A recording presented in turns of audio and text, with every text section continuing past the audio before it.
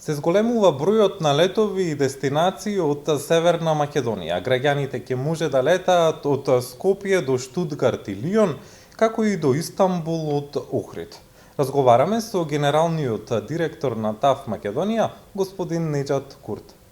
Господине Курт, како ја оценувате 2024 година за македонските аеродроми споредбено со минатата година овој период? The statistics as the dynamic that we have available in Skopje Airport with the current available traffic.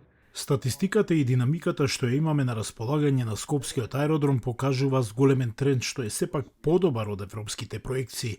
Секако дел од оваа статистика што се објавуваше од ден на ден во споредба со претходната година, има денови кои биле пониски. Но кога гледаме пошироко на таа споредба во подолг временски интервал, можеме да кажеме дека сме над бројките од 2023 година.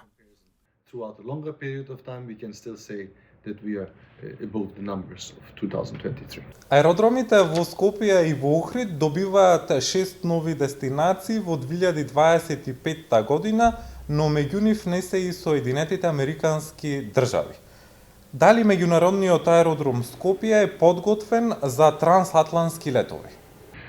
Yes, correct. We have proudly received the information. Да, точно. Не израдува информациите за воведување уште 6 дестинации од и до нашите аеродроми. 4 од Скопје и 2 од аеродромот во Охрид. Долго време се обидуваме да ја вратиме линијата со Барселона. Многу напори вложивме да убедиме авиокомпанија да лета до оваа дестинација. Тие ќе започнат да оперираат во 2025 година, пошто ќе следат Лион, Штутгарт и Дубај. Сите 4 линии ќе почнат да летаат од Скопскиот аеродром. Од Охридскиот аеродром ќе почнеме да летаме назад до Базел, но покрај тоа многу важна пресвртница е најавата на Turkish Airlines, кои летаат од Охридскиот аеродром до Истанбул и се очекува да се одвива 4 пати во неделата.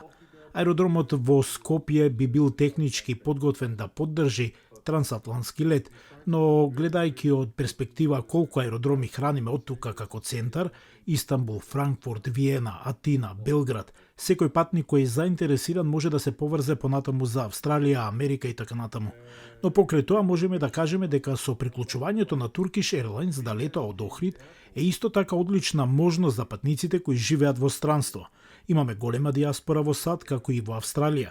Имајќи го предвид сето ова, да имаме трансатлантски лете директно до Соединетите Американски држави или која било друга трансатлантска локација, можам да речам дека ги имаме сите потребни средства и достапност на сите дестинации кои можат и служат на трансатлантскиот пазар. But I can only say that we have all the necessary means and the availability of all of those destinations which can serve the transatlantic market. Концесијата за управување на двата аеродрома завршува во 2032 година. Колку вашата групација има инвестирано во Северна Македонија? As you know, we have been the first company, airport operator who have invested. Ние бевме првата компанија, аеродромски оператор, која инвестираше во регионот во однос на приватизацијата на аеродромите. Многу други компании не следеа во нашите соседни земји, Тирана, Приштина, Белград, исто така и Грција. Значи, кога ќе ја погледнеме моменталната состојба, колку пари имаме, колку вложивме во периодот кога дојдовме во Македонија, таа е блиску над 300 милиони. Тоа би било околу 145 милиони евра капитални инвестиции кои се состојат од 120 милиони во аеродромските терминали, каде што во моментов се наоѓаме. Ова инвестиција беше во 2011 година, инвестиравме 7,8 милиони во рехабилитација на пистата. 2,4 милиони вложивме во системот за ракување со багажот, кој доаѓа заедно со најсовремен уред за рентген. Тоа е томографски компјутеризиран систем за рентген кој исто така е поставен во моментов. Дополнително на ова, бидејќи сообраќајот постепено се зголемува, континуирано инвестираме во опрема. We are continuously investing in equipment. Маглата е еден од најголемиот проблем за овој период за меѓународниот аеродром Скопје. Често изминативе години се случувало откажување на летови или пренасочување на летовите. Како да се надмине овој проблем? Weather plays a very important role in aviation. Временските услови се тесно поврзани со тешкотиите во сообраќајот. Ако треба да ви дадам некоја статистика за тоа какви нарушувања се случиле досега од почетокот на работењето на овие аеродроми, имаме приближно 20 случаи каде што имаме општ прекин.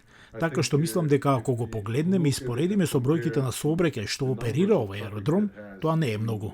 Operatable from this airport, this number is very small. Меѓународниот аеродром Скопје е 9-кратен добитник на наградата за квалитет на аеродромските услуги што ја доделува Меѓународниот совет на аеродромите. Што е клучно за да се задржи овој ранг? Having been awarded 9 times for the ACQ award, which is provided by... Да се биде награден 9 пати за квалитет на аеродромските услуги што ја доделува Меѓународниот совет на аеродроми е многу важно за нас. Имаме тим, нашите колеги се фокусираа, вложија многу напори за да можеме да ја постигнеме оваа награда. Тоа е достигнување за нас и за сите сестрински компании што работат овде. Together with all of the sister companies that are working here.